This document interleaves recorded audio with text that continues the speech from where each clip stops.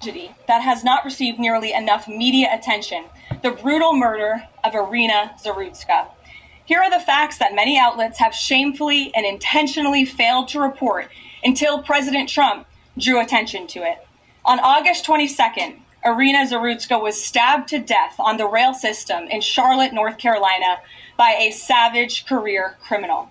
This is a public transportation system that many in the area use every single day to go to school and work. Arena was on the train that night traveling home from her job at a pizzeria, still in uniform from her shift. This beautiful, innocent 23-year-old young woman was a Ukrainian refugee who had recently fled her country for a chance at a safer life and a promising new beginning here in the United States of America. But tragically, a public transportation system in a major American city was more dangerous than the active war zone that she left. The president and the entire White House are praying for her family and friends during this unimaginably difficult time. But while we extend our thoughts and prayers, we must also seek justice for this crime and call attention to this heinous incident. Surveillance video of the killing was finally released to the public this past Friday. It shows the alleged killer, DeCarlos Brown Jr., pull out a knife, get up from his seat behind Arena, and prepare to thrust a blade into her neck before the released footage gets cut. This is pure evil on full display. The most enraging and unacceptable part of this story is that her death was entirely preventable. DeCarlos Brown never should have been on that train that night. In fact, he should have been behind bars. DeCarlos Brown has been charged with crimes no fewer than 14 times, dating back to 2011, including for armed robbery, felony larceny, breaking and entering, and shoplifting.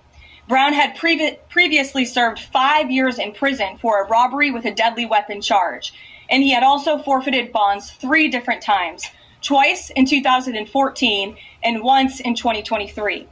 Despite all of this past documented criminal history, when Brown was arrested yet again in January of this past year, a Democrat judge, who I will add was a strong supporter of former Vice President Kamala Harris, released this insane criminal once again without requiring him to pay any bail.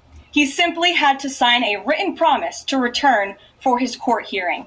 Think about how crazy it is to ask a career criminal, someone who by definition repeatedly breaks the law, to just sign a written promise and come back again another day. This is madness. This monster should have been locked up, and Arena should still be alive. But Democrat politicians, liberal judges, and weak prosecutors would rather virtue signal than lock up criminals and protect their communities. And perhaps most shamefully of all, the majority of the media, many outlets in this room, decided that her murder was not worth reporting on originally because it does not fit a preferred narrative. Many of the journalists in this room spilled plenty of ink trying to smear Daniel Penny for defending a subway car from a deranged lunatic in New York City, but none of those same reporters lift a finger to write stories about an actual murderer. Here's the truth that every American must know. Too many innocent people across the country continue to pay the price of the failed experiment known as cashless bail that has been championed by the Democrat Party for years. All the way back in 2020, North Carolina's then Democrat Governor Roy Cooper established a so-called task force for racial equity and criminal justice. Sounds nice, but it's not. That task force was co-authored by then Attorney General and current Democrat Governor Josh Stein. It recommended, quote, reimagining public safety to, quote, promote diversion and other alternatives to arrest. It also advised to de-emphasize some felony crimes, prioritize, quote, restorative justice, and eliminate cash bail. Democrats in North Carolina and nationwide are consumed with pushing a woke, soft-on-crime agenda, no matter how many innocent Americans suffer as a result. Instead of aggressively prosecuting and locking up violent criminals, the Democrat-backed cashless bail approach lets these criminals roam free in our country to offend again and again. These reckless policies have turned too many of American cities into hunting grounds for career criminals who mock our justice system, drain law enforcement resources, and wreak havoc on law-abiding citizens.